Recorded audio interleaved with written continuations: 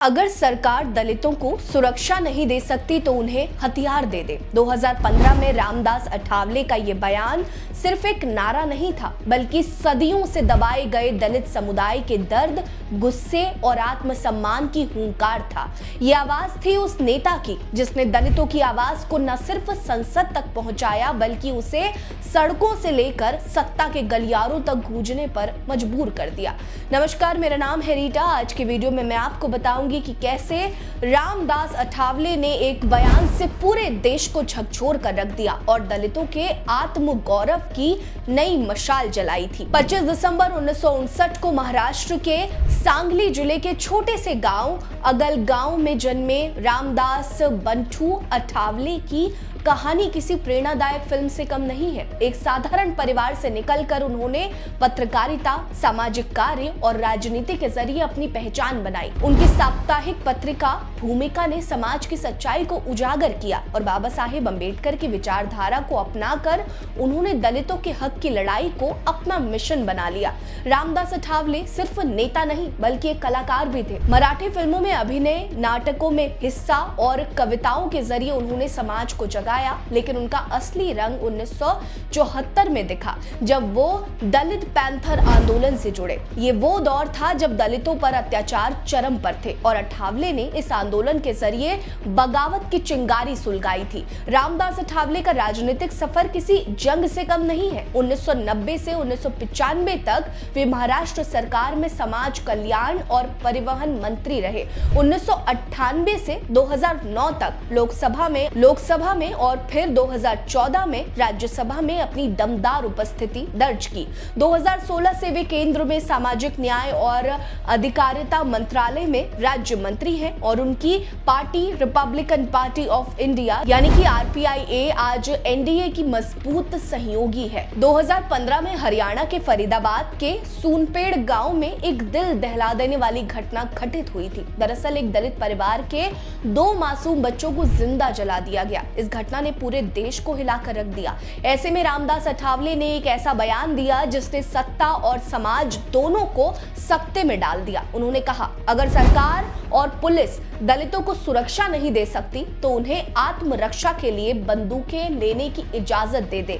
यह बयान सिर्फ गुस्से का उबाल नहीं था, बल्कि ये उस दर्द की चीख थी जो सदियों से दलित समुदाय सहता आ रहा था। अठावले ने कहा कि न यूपीए सरकार में दलितों पर अत्याचार रुके और न ही एनडीए सरकार इसे रोकने में कामयाब हो पाई। अगर सरकार उनकी रक्षा नहीं कर सकती है तो उन्हें खुद अपनी हिफाजत का हक दो। उन्होंने तत्कालीन गृह मंत्री राजनाथ सिंह और महाराष्ट्र के मुख्यमंत्री देवेंद्र फडणवीस से इस मुद्दे पर बात करने की मांग की। इस बयान ने न सिर्फ बहस छेड़ी बल्कि ये सवाल उठाया कि क्या दलितों को अपनी सुरक्षा के लिए हथियार उठाने पड़ेंगे। उसी दौरान भाजपा नेता और तत्कालीन केंद्रीय मंत्री वीके सिंह ने एक विवादास्पद बयान दे दिया। उन्होंने कहा कि हर घटना के लिए सरकार जिम्मेदार नहीं है। अगर कोई कुत्ते को पत्थर मार दे तो क्या सरकार दोषी है? उनके इस बयान ने दलितों के जख्मों पर नमक छिड़क दिया। रामदास अठावले ने इसे शर्मनाक और दलितों का अपमान करार दिया। उनकी ये तीखी प्रतिक्रिया दिखाती है कि वो न सिर्फ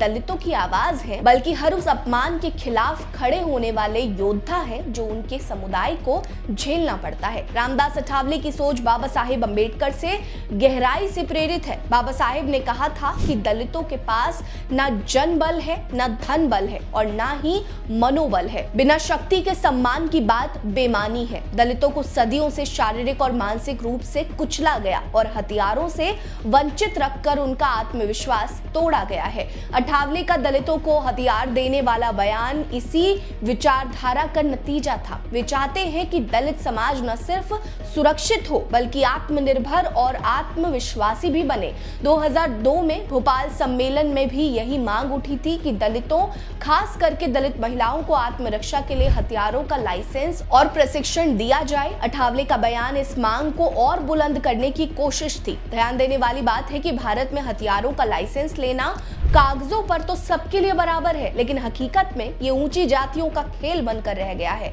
भारत में प्रति 100 लोगों पर सिर्फ 4.3 बंदूकें हैं, जबकि अमेरिका में प्रति 100 लोगों पर ये आंकड़ा 112.7 और पाकिस्तान में 12 है। ऐसे में सवाल ये है कि अगर भारत की आबादी में SC/ST का हिस्सा 22% है तो हथियारों की हिस्सेदारी में उनकी मौजूदगी ना के बराबर क्यों है? अठावले का कहना था कि अगर हर दलित बस्ती में 2-3 लाइसेंसी बंदूकें भी हो तो उत्पीड़कों के हौसले पस्त हो सकते हैं। ये सिर्फ सुरक्षा का सवाल नहीं बल्कि आत्मसम्मान और सामाजिक संतुलन का मसला है।